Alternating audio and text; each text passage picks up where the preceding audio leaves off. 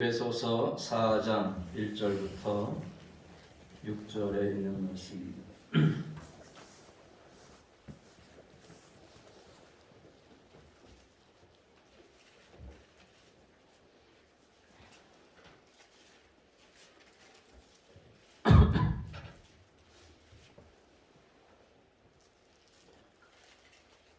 (2022년도 2월 6일) 주일에 은혜 받을 말씀은 에베소서 4장 1절부터 6절에 있는 말씀입니다. 분독해 드립니다. 그러므로 주 안에서 갇힌 내가 너희를 권하노니 너희가 부르심을 받은 일에 합당하게 행하여 모든 겸손과 온유로 하고 오래 참음으로 사랑 가운데서 서로 용납하고 평안에 매는 줄로 성령이 하나 되게 하신 것을 힘써 지키라. 몸이 하나요 성령도 한 분이시니 이와 같이 너희가 부르심의 한 소망 안에서 부르심을 받았느니라.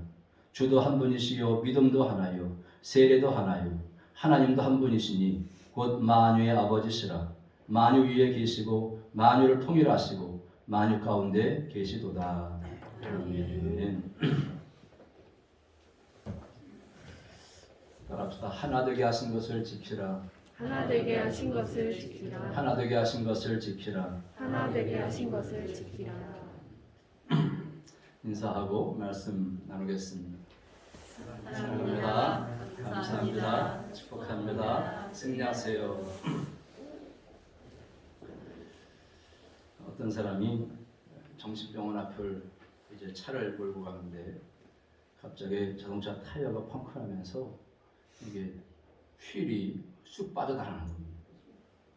그래가지고 그 바퀴가 떼굴떼굴 굴러가지고 심청에 빠졌는데 이 볼트만 있어도 이 스페어 타이어를 낄 수 있는데 볼트가 없는 겁니다. 아무 대책 없이 숨책으로 이렇게 서 있는데 그 위에 정신병원에서 지켜던 환자가 이제 내려와가지고 얘기하더랍니다. 여보시오, 그렇게 서 있지만 말고 남은 세 바퀴에서 볼트를 하나씩 빼내가지고 펑크난 바퀴에 스페어 타이어를 끼우고 그 볼트 조인 다음에 가까운 카센터에 가면 된다고 빨리 그렇게 하라고 했어요. 그 말을 딱 들으니까 이게 얼마나 현명한 생각입니까? 그래가지고 그 정신병 환자에게 고맙습니다. 그런데 당신 같은 분이 왜 정신병원에 있습니까? 라고 물었어요. 그러니까 그 환자 이렇게 대답합니다. 내가 여기 미쳤게 여기는 거지 멍청해서 있는 게 아니다. 그렇게 말하더라고요.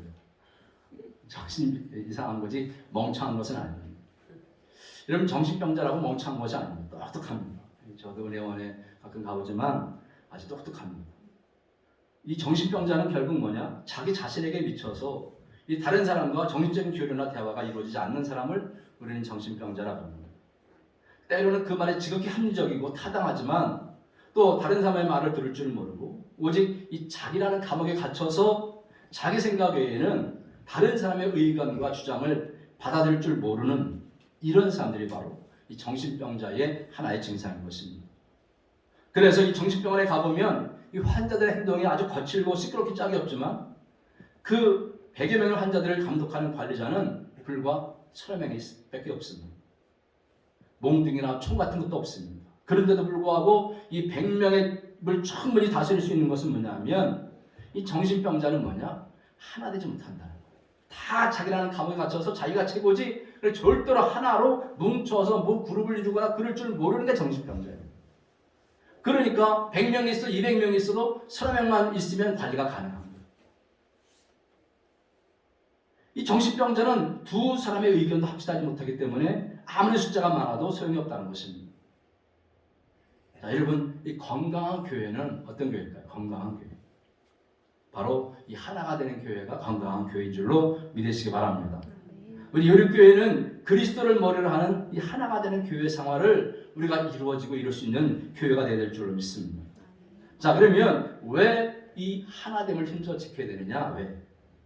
오늘 에베소서를 통해서 하나님은 뭐라고 말씀하시냐면 3절에 보니까 시작! 평안에 매는 줄로 성령이 하나 되게 하신 것을 힘써 지키라 했습니다. 성령께서 평안에 매는 줄로 이미 하나 되게 하셨으니까 그 하나 된 것을 힘써 지키라는 말씀입니다.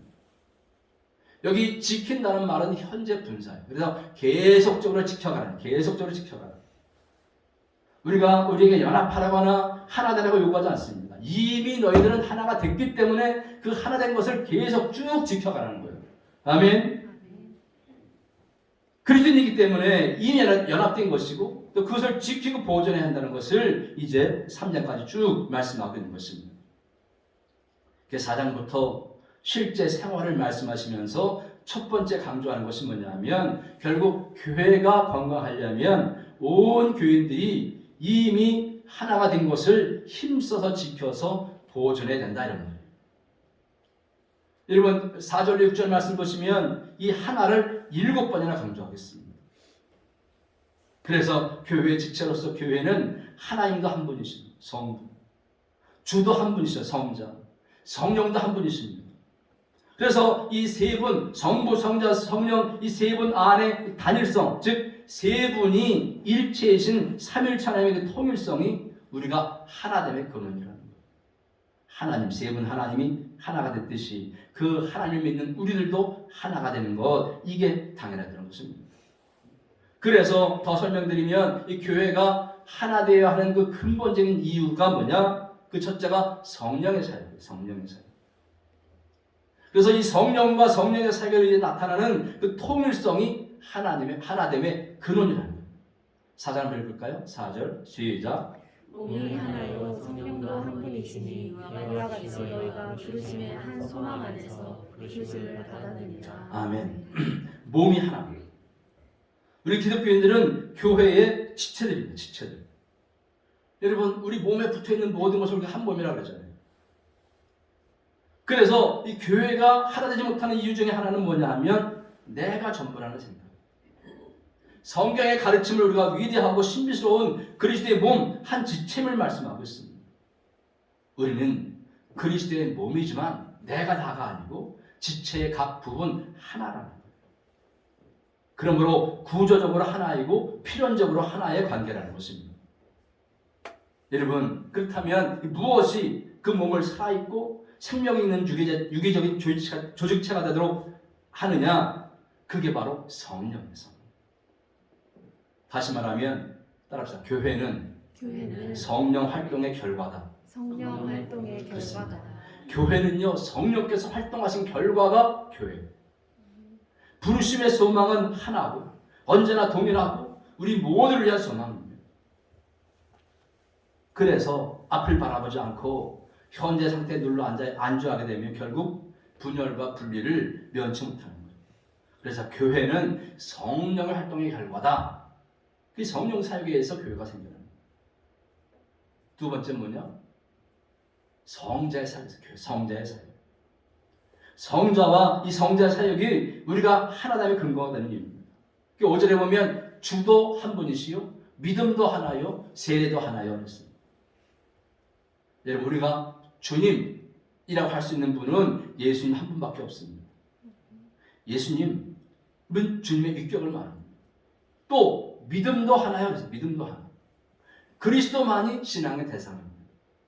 우리가 의롭게 되는 방법은 오직 한 가지 예수 그리스도를 믿는 것. 이게 우리가 의롭게 되는 단 하나의 방법. 교파도 인간도 어떤 제도도 전통도 뭐 지역 명분 친분 그것이 우리를 하나로 만드는 것이 아닙니다.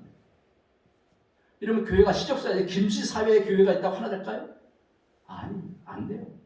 오직 우리를 하나로 만드는 것은 그리스도 예수 한 분밖에 없어요. 그러니까 우리의 믿음의 대상은 오직 예수 그리스도밖에 없는 거예요. 또 세례도 하나요. 세례도 하나. 이 세례가 우리를 갈라놓는 요인이 될 수 없습니다. 그래서 세례 받지 않은 사람도 우리가 다 하나 될 수 있는 그런 근거가 교회 안에 있는 거예요. 왜? 예수, 비록 세례를 받지 않았지만 예수 믿는 그 믿음 때문에 우리가 하나 될 수 있다는 거예요. 그래서 우리가 하나 되어야 할 근거의 이유는 하나님이 하나라는 거예요. 세 번째 뭐냐? 하나님 아버지의 사역이었어요. 아버지의 사역. 6절 읽겠습니다. 시작. 하나님도 한 분이시니 곧 만유의 아버지시라. 만유 위에 계시고 만유를 통일하시고 만유 가운데 계시도다. 여기 만유라는 것은 넓게는 모든 사물, 천지 만물, 우주 또 그 밖의 모든 것을 말합니다. 좁게는 궁극적으로 믿는 사람을 말합니다. 그래서 우주 만물의 창조주시며 믿는 사람의 아버지가 바로 우리 하나님이라는 거예요. 그러니까 믿는 사람의 아버지가 하나님입니까? 우리는 다 뭐요? 우리는 뭐요? 한 가족이에요. 아멘? 한 가족. 그래서 한 가족이라는 거예요. 그러니까 이 분열된 교회는 건강한 교회가 될 수 없는 거예요. 교회가 문제가 뭐냐면 신분, 직분 이것을 자꾸만 계층화됩니다. 목사가 있고 장로가 있고 권사가 있고 집사가 이게 계층화돼요. 이게 문제예요. 그러면서 계속 싸움과 다툼과 시기 질투가 춤추는 교회는 건강한 교회가 될 수 없어요. 큰 교회는요 장로파가 있고 권사파가 있어요. 그래가지고 또 싸워요. 여러분 그래서 교회는 가난한 사람이나 부자나 여자나 남자나 이방인이나 유대인이나 흑인이나 백인이나 다 성령 안에서 하나가 되게 하신 것을 지킴으로써 우리가 건강한 교회를 만들어가고 있다는 거예요.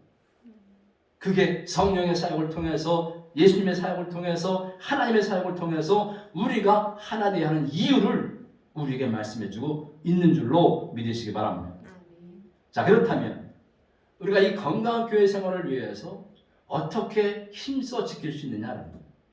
어떻게 힘써 지킬 수 있느냐. 오늘 본문은 우리가 힘써 지켜야 할 것을 4가지를 말하고 있습니다. 자 2절 읽겠습니다. 시작. 모든 겸손과 온유로 하고 오래 참음으로 사람 가운데서 서로 용납하고. 우리가 하나 되어서 평안하게 살기 위해서 하나님께서는 겸손, 온유, 오래 참음, 용납 이 4가지 축을 이 4가지 수레바퀴를 우리에게 주시는 거예요. 그 첫 번째가 바로 겸손인데 모든 겸손과 그랬습니다. 겸손해야 하나님을 누릴 수 있습니다. 자기 혼자만 잘났다고 해서 교만하면 교회 생활은 하나 될 수 없습니다. 자만, 교만, 오만, 자기주장만이 판을 치는 교회는 결코 하나 될 수 없습니다. 이런 사람들은 자기 잘남을 드러내야 하기 때문에 늘 입버릇이 상대 허물을 드러내는 거예요. 99개의 좋은 점이 있어도 한 개 허물만 보면 그것을 물건으로 넣어서 상대를 계속해서 비난하는 거예요. 그래야 자기가 신앙생활을 잘하는 사람처럼 보이고 그래야 자기가 최고 신앙인처럼 보이고 그렇기 때문에 그런 거예요. 근데 이게 뭐예요? 교만입니다. 여러분 교만의 특징이 뭐예요? 잠언 16장 18절 시작. 교만은 패망의 선봉이요 거만한 마음은 넘어짐의 앞잡이니라. 여러분 교만은요 건강한 생활을 방해하는 암세포와 같아요. 우리 몸에 암세포가 있으면 몸은 건강하지 못합니다. 여러분 어느 분이 암세포하고 이 교만하고를 6가지 특징을 비교해서 똑같은 게 나타난다는 거예요. 첫째, 이 암세포나 교만은요 증식 신호가 자체로 충분하다는 거예요. 암은요 다른 게 필요한 자기 이 몸에 우리 몸에서 충분히 살 수 있다는 거예요. 충분히. 둘째는 뭐냐 하면 항증식. 그러니까 암세포가 있으면 그것을 막으려고 하는 거지 않습니까? 막으려고 하는 항증식 신호를 무시해버린다는 거예요. 쉽게 얘기하면 머리의 지시를 받으려 하지 않는다는 거예요. 우리 몸의 모든 세포라는 이건 다 머리의 지시를 받아서 움직이는 거 아니겠습니까? 근데 암세포는 이 머리의 지시를 안 받는 거예요. 근데 교만도 마찬가지예요. 하나님의 지시도 말씀의 지시도 안 받고 교회에서 목사의 지시도 받지 않고 그게 항증식 신호를 무시해버리고 듣지 않고 받지 않는 거예요. 그게 제멋대로 신앙생활하는 거죠. 누구마저 듣기 싫어하고 자신이 늘 대장인 것처럼 얘기합니다. 세 번째 뭡니까? 무제한 증식이에요. 암은요 무제한 증식이에요. 그래서 우리가 그러잖아요. 암이 온몸에 퍼졌대요. 그러잖아요. 그죠? 암이 한 군데만 있으면 좋겠는데 그럼 급작되면 좋겠는데 그 암이 온몸에 퍼진다는 거예요. 무제한 증식하는 거예요. 죽을 때까지. 그래서 자기 배만 채우는 게 아니에요. 교만도 마찬가지. 다른 사람 생각하지 않습니다. 그저 자신만 넣고 자신만 인정받고 자신만 채우면 되는 거예요. 그게 교만이에요. 그리고 넷째가 뭐냐? 세포 자살을 회피하는 거예요. 우리 몸의 세포는요 7년마다 바뀌는 거예요. 아멘? 이해하고 계세요? 우리가 몸에 씻다 보면 때 있잖아요. 때가 나오잖아요. 그게 뭐냐면 세포가 다 죽어서 순환되는 거예요. 그게 내 몸이 더러워서 때가 나는 게 아니고 아무리 깨끗하게도 때가 나와요. 그게 뭐냐? 우리 몸의 세포가 죽어서 순환되는 거예요. 근데 암세포는 죽지 않는 거예요. 스스로 세포가 자살을 해서 스스로 죽어서 다른 사람이 생성되게 해야 되는데 암세포는 세포 자살 이걸 회피하는 거예요. 마땅히 죽어야 할 때 죽어야 되는데 죽지 않는 게 암세포예요. 교만 어때요? 교만. 죽어야 할 때, 내려놓아야 할 때 자아가 살아있고 자존심이 살아있는 게 바로 이 암세포, 교만이에요. 다섯 번째 뭡니까? 지속적으로 혈관을 새로 만든다는 거예요. 지속적으로 혈관을 새로 만들어서 암세포가 그 영양을 다 끌어오는 거예요. 혈관을 만들어가지고 그 영양을 끌어오는 거예요. 그러니 사람이 죽을 수밖에 없잖아요. 그리고 여섯 번째 뭡니까? 조직을 침투해서 다른 세포에 전이시킵니다. 그래서 결국은 뭐냐? 그 암세포가 자기 몸을 죽여버려요. 그렇지 않습니까? 근데 교만도 똑같아요. 동조 세력을 확대 재생산하는 거예요. 여기 가서 이 말하고 저 가서 저 말하고 해서 자기 동조 세력을 막 키워요. 그리고 내가 이만큼 힘이 있다. 그러면서 대항하는 거예요. 자신의 뜻을 관철하기 위해서 대항하고 분열을 일으키고 마침내는 뭐냐? 교회를 무너뜨리고 자신도 망하는 거예요. 그래서 모든 교회와 분열, 불평과 원망, 시기 뒤에는 항상 뭐가 숨어 있느냐? 교만이 숨어 있습니다. 교만. 목사라고 교만이 없겠습니까? 다 있어요. 장로라고 없겠습니까? 다 있어요. 이 교만이 결국은 공동체를 망가뜨립니다. 여러분, 그래서 우리는 이 암세포와 교만이라는 것을 비교해서 겸손한 삶을 살아야 될 줄로 믿습니다. 그래서 어거스틴이 뭐라고 말해요? 겸손은 모든 미덕의 발원이다. 종교를 믿는 조건은 첫째도 겸손이고 둘째도 겸손이고 그리고 셋째도 겸손이라고 말했습니다. 지식도 권력도 명예도 헌신도 헌금도 봉사도 이 겸손의 바구니에 담길 때 빛이 나는 거예요. 이 겸손의 바구니에 담기지 않으면 헌신 봉사 이것이요 권력화가 돼요. 여러분 만약에 우리 교회 헌금 제일 많이 하는 사람이 목사님 내가 헌금 제일 많이 했는데 내 뜻대로 하세요. 그러면 여러분 어떡할 거예요? 장로님 나보다 헌금 조금 하니까 꼼짝하고 말고 가만히 계세요. 그럼 어떡할 거예요? 어떡할 거냐고요? 이게 헌신 봉사의 권력화, 헌금의 권력화예요. 권력화. 내가 이만큼 헌신하는데 내가 이만큼 헌금하는데 날 무시해? 이게 권력화예요. 이런 것들이 교회를 분열시키고 건강한 교회를 만들지 못한다는 것입니다. 그래서 D.L. 무디 목사님은 믿음은 최대 것을 얻으며 사랑은 최대 역사를 이루며 겸손은 최대 것을 보존한다 이렇게 얘기했습니다.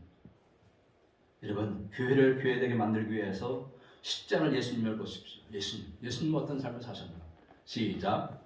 그는 기본 하나님의 본체시나 하나님과 동등됨을 취할 것으로 여기지 아니하시고 오히려 자기를 비워 종의 형체를 가지사 사람들과 같이 되셨고 사람의 모양으로 나타나사 자기를 낮추시고 죽기까지 복종하셨으니 곧 십자가에 죽으십니다. 아멘. 하나님이 인간의 몸을 입고 왔습니다. 죽기까지 낮아졌습니다. 여러분 요한복음 13장에 보면 주께서 제자들의 발을 씻기셨습니다. 여러분 그래서 교회가 하나 되는 건강한 교회를 만들려면 모든 것에 있어서 겸손이 우선이라는 사실을 믿으시기 바랍니다. 어떤 사회적인 지위나 학문이나 권력이나 명예나 헌신이나 헌금 이런 기준 이런 것들이 기준이 돼서 춤추면 결국은 교회는 쓰러질 수밖에 없는. 어떤 분이 이렇게 얘기해요. 겸손은 구시대의 유물 아닙니까? 구시대의 유물. 세상은 자기 피할 세인데 자기 능력이나 자랑을 드러내지 않는 것은 어리석고 미련한 일이 아니냐고. 다른 사람에게 지배당하는 삶보다 지배하는 삶이 나은 거 아니냐고. 그러면서 이 겸손은 구시대의 유물로 생각하는 사람이 있습니다. 근데 어거스틴은 천사를 마귀로 만든 것은 교만이고 인간을 천사로 만든 것은 겸손이다 그 말했어요. 우리 속담에 그렇잖아요. 변은 익을수록 고개를 숙인다 그러잖아요. 근데 반대말은 뭐예요? 빈 깡통에 더욱 소리가 요란하다. 모난돌이 정을 맞는다. 튀는 물고기도 도마에 먼저 오른다. 이런 말 있지 않습니까? 여러분, 우리 여름교회 식구들은 모든 겸손으로 하나 돼서 건강한 교회 생활 하시기를 주의 이름으로 축원합니다. 아멘. 자, 두 번째 뭐냐? 온유입니다. 온유로 하고 그랬습니다. 우리가 하나 돼서 건강한 교회 생활 하려면 모든 곳에 온유해야 됩니다. 이것은 거의 겸손과 항상 동반해서 행되는 덕이 온유입니다. 그 온유가 무슨 뜻이냐? 성격이 온화하고 부드러움. 그래서 온유는 이 속마음이 부드럽고 상냥하다는 거예요. 헬라어로는요, 온유가 프라우스예요. 프라우스. 이거 뭐냐? 부드럽고 온화한 친절. 마음이 조급하지 아니하고 너그러운 상태. 경솔하지 아니하고 침착한 상태. 극단에 서지 않는 것. 이걸 온유라고 해요. 극단에 서지 않는 것. 라틴어의 온유는 아나바라래요. 아나바. 굽히다, 굴복하다, 그런 뜻입니다. 절을 하다 그런 뜻이. 무엇에 굴복해서 굽히는 게 아니라 스스로 굽히는 거예요. 스스로 굽히는 게 온유. 그래서 온유는 폭력과 잔인, 교만의 반대고요. 친절, 사랑, 겸손과 사천가요. 또 강한 자가 자기 힘을 조절함으로써 지니게 되는 부드러운 성품이 온유입니다. 온유는 결코 연약하면 안 됩니다. 근본적으로 마음의 자세를 온유함으로 할 때에 거기에 화목이 일어나는 것이고 거기에 일치가 일어나는 거예요. 여러분, 야생 짐승이 짐을 나르거나 밭을 가는 데에 일이 그 힘이 생겼을 때 야생을 들을 뛰던 그런 말이나 이런 것들을 우리가 코를 뚫어가지고 해서 밭을 갈고 짐을 나르고 하지 않습니까? 그런 상태를 온유에 잡다 이렇게 표현하는 거예요. 아멘? 그런 상태. 그러니까 이 온유는 자기 통제예요. 자기 통제. 그러니까 모든 겸손과 온유는 모든 가능한 모든 온유의 겸손과 온유, 어떤 상황에서든지 언제든지 라는 거예요. 주일이든 평일이든 마찬가지. 주방일을 하든 교회 모임을 갖든 속회 모임을 하든 뭐 마을 모임을 하든 다 온유함으로 해야 되는 거예요. 결국 뭐냐? 온유하지 못하다는 건 뭐예요? 폭발한다는 거예요. 폭발. 강팍하고 고집부리고 폭발한다는 거예요. 근데 온유하다는 것은 뭐냐? 폭발할 지경에 폭발하지 않고 강팍을 부리고 고집부릴 그 지경에 강팍하지 않고 고집부리지 않는 거예요. 속된 말로 설치지 말아야 돼요. 우리에게 조정하는 힘이 없어질 때 우리는 폭발하고 마는 거 아니겠습니까? 그래서 하나됨이 깨지. 여러분 보세요. 근데 이 폭발은 누구나 할 수 있습니다. 모세처럼 온유한 사람도요, 폭발해서 가나안 땅에 들어가지 못했지 않습니까? 괜히 바위 2번 때려가지고 가나안 땅에 못 들어간 거예요. 그래서 이 온유를 잃게 되면 공동체가 깨어집니다. 하나됨이 지속되지 못하는 거예요. 그런데 여러분, 예수님은요, 온유하심이 십자가로 나타나셨습니다. 온유하심 십자가로 나타났어요. 그것을 이사야 53장 10절에 말씀하고 있는 거예요. 시작. 그가 곤욕을 당하여 괴로울 때에도 그 입을 열지 아니하였으니 마치 도수장으로 끌려가는 어린 양과 털 깎는 자 앞에서 잠잠한 양같이 그의 입을 열지 아니하였다. 아멘. 그렇습니다. 온유는 겉으로 보기에는 나약하고 힘있는 것처럼 보이지만 부드럽고 강력한 힘이 바로 온유입니다. 거북이 목을 강제로 뺄 수 있는 강력한 힘을 가진 사람이 없을 정도로 무서운 힘을 갖고 있습니다. 근데 거북이의 목을 빼는 방법은 간단하다는 거예요. 그게 뭐예요? 화롯불을 가까이 놓으면 그냥 나온다는 거예요. 따스함을 느끼면 그냥 거북이 목이 나온다는 거예요. 여러분, 우리가 잘 알잖아요. 동화에서 바람과 태양이 결투하잖아요. 저 나그네 옷을 누가 벗길 것이냐 결투하잖아요. 아무리 거센 바람이 옷을 벗기려고 해도 바람을 불면 부는 것마다 이 나그네는 옷을 더 감싸고 안 벗는 거예요. 그래서 이제 안 되네. 태양이 그럼 내가 할게. 그리고 열을 계속 비추니까 어떻게 해요? 어우 더워 하고 저절로 옷을 벗는 거 아니겠습니까? 여러분, 이 각박한 세상 속에서 온유한 사람은 모자리 같이 보이고 또 경쟁사에서 금방 도태될 것처럼 보이지만 그러나 온유한 자가 셉니다. 그래서 예수님은 팔복을 말씀하시면서 이렇게 말씀하십니다. 시작. 온유한 자는 복이 있나니 그들이 땅을 기업으로 받을 것이며. 여러분 그렇잖아요. 시편 30절 11절에 보면 그러나 온유한 자들은 땅을 차지하며 풍성한 화평으로 즐거워하리로다 했습니다. 이게 무슨 얘기냐? 여러분, 사납고 힘센 짐승들 있잖아요. 그것들이 세상을 다 차지할 것 같지만 기껏해야 험한 산봉우리 하나 차지하고 있는 거예요. 근데 그 넓은 평원은 누가 차지하겠어요? 가젤, 얼룩말, 뭐 그런 아주 힘없는 그런 것들이 그 넓은 평원을 다 차지하고 있잖아요. 여러분, 폭력과 칼로 세상을 정복했던 나폴레옹, 히틀러, 무솔리니 다 땅을 차지할 것 같지만 다 빼앗기고 비참하게 다 죽었습니다. 이게 시편 30편 11절이 말씀하는 거예요. 여러분, 그래서 우리가 온유해지는 것, 순해지는 것, 이게 참 중요합니다. 사람이 완숙한 단계, 성숙한 단계, 정상급에 이르면 결국 온유해지고 순해진다는 거예요. 운동도 그렇습니다. 운동도 할 때 제일 코치가 하는 말이 뭐예요? 몸에 뭘 빼라는 거예요? 힘을 빼라는 거예요. 몸에 힘이 들어가면 초보자예요. 그러니까 힘을 쭉 빼면 최고의 문제가 없습니다. 그래서 온유다. 자, 세 번째는 뭡니까? 오래 참. 오래 참. 모든 겸손과 온유로 하고 오래 참음으로 얻습니다. 우리가 하나 돼서 건강한 교회 생활하기 위해서는 겸손, 온유 그리고 오래 참아야 됩니다. 이 오래 참음은 화를 내지 않고 오랫동안 자제한다 이런 뜻입니다. 오래 견딤 이런 뜻입니다. 이 오래 참음은 뭐냐? 다른 사람과의 관계를 말하는 거예요. 겸손과 온유는 나 자신과의 관계를 말하는 거지만 이 오래 참음은 상대방과 다른 사람의 관계를 말하는 거예요. 내게 피해주는 사람에 대해서도 용서함으로 견디는 마음. 그래서 오래 참는다는 것은 뭐냐면 인간관계에 있어서 참아준다는 뜻이에요. 참아준다. 자, 그러면 뭘 참아야 될까요? 뭘 참아야 돼요? 첫째는요, 이 참는다는 것은 말을 참는 거예요. 말을 참지 못하면 말썽이 나요. 여러분, 성도가요 할 말 다 하면 교회가 평화로울 수가 없고 하나 될 수 없습니다. 또 말을 함부로 막 하면 건강한 교회가 될 수 없습니다. 그래서 사도 바울은 예수께서 오랜 참음의 본을 보여주셨다고 디모데에게 말씀하시는데 디모데서 1장 16절에 보면 시작. 그러나 내가 긍휼을 입은 까닭은 예수 그리스도께서 내게 먼저 일체 오래 참으심을 보이사 후에 주를 믿어 영생하는 자들에게 본이 되게 하려 하시니라. 예수님도 자기를 오래 참아줬다. 그래서 내가 지금 사도 바울이 됐다. 여러분 보세요. 예수님이 십자가에 달릴 때 백성들이 구경합니다.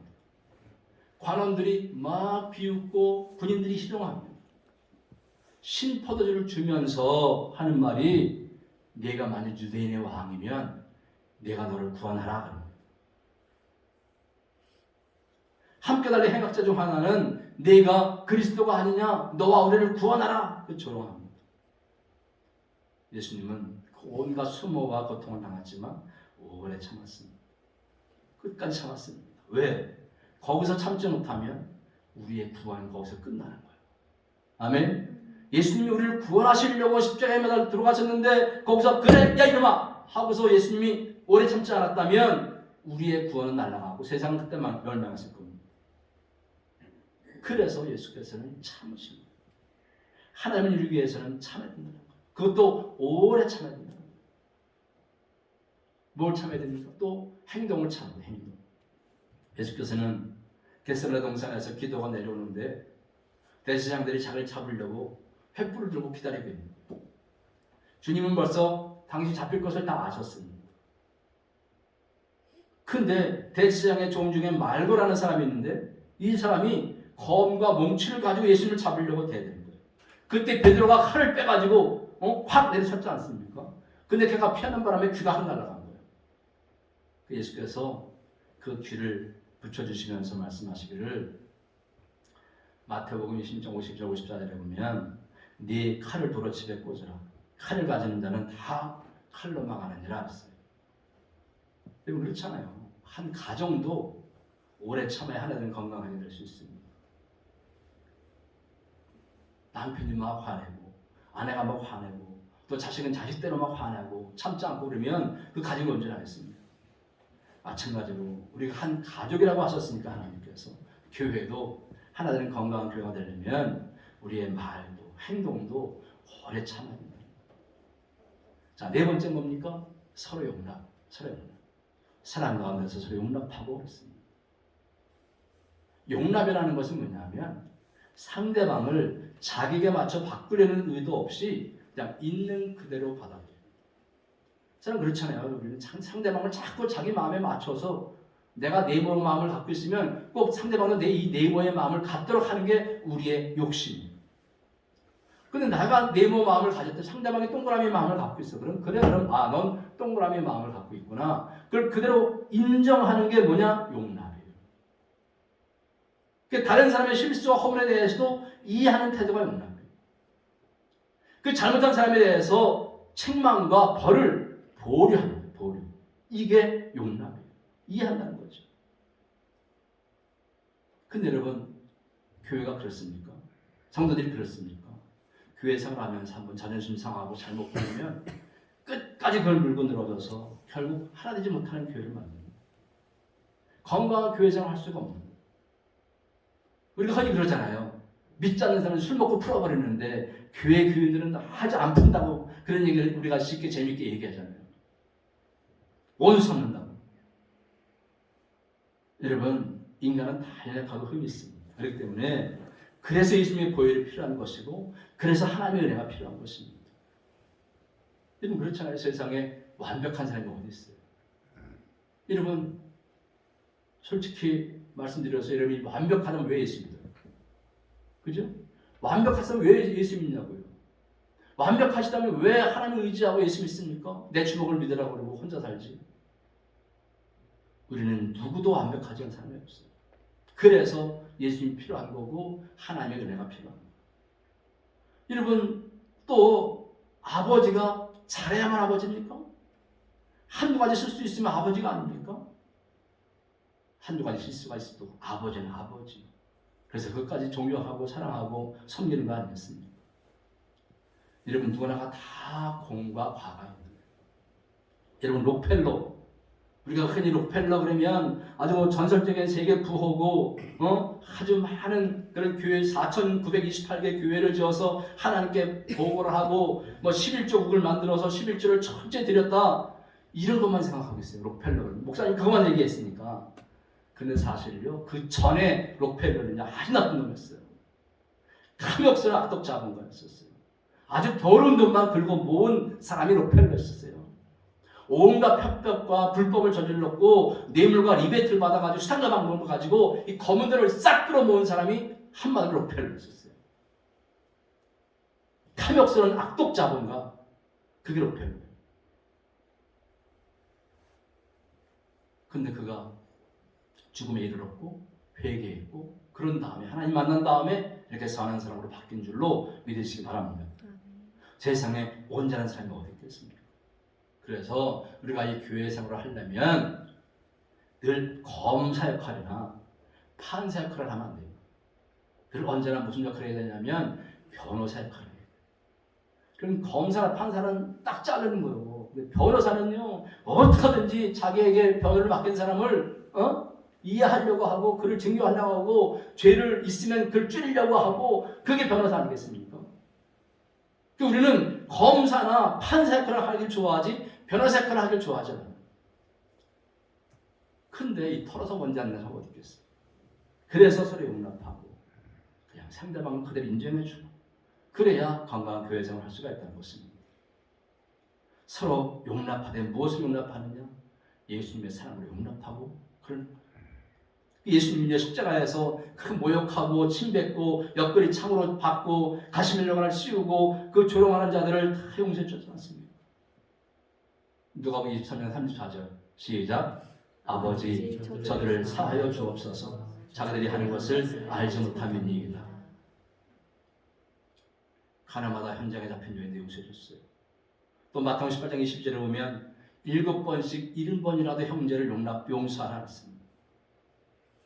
여러분 하나 되는 교회 생활을 하려면 용납하고 용서하는 내가 있어야 될 줄로 믿습니다. 자 이제 말씀을 마치려고 합니다. 우리는 건강한 교회 생활을 해야 됩니다. 건강한 교회 생활은 평안에서 하나됨을 지킬 때 가능한 것입니다. 그래서 우리가 평안하게 살기 위해서는 겸손, 온유, 오래 참음, 서로 용납, 이 네 개의 수레바퀴가 잘 돌아가야 돼요. 우리의 내적 기질, 나 자신의 내적 기질은 겸손과 온유로 바뀌어야 돼요. 그리고 외적 기질, 상대방을 향해서는, 다른 사람과 관계에서는 오래 참음과 서로 용납함으로 이루어져야 됩니다. 그럴 때에 올 한 해 동안에 우리 요리교회가 평안에 매는 줄로 성령이 하나 되게 하신 것을 힘써 지켜서 건강한 교회 생활을 하게 될 줄로 믿습니다. 이런 은혜가 있기를 주의 이름으로 축원합니다. 기도하겠습니다.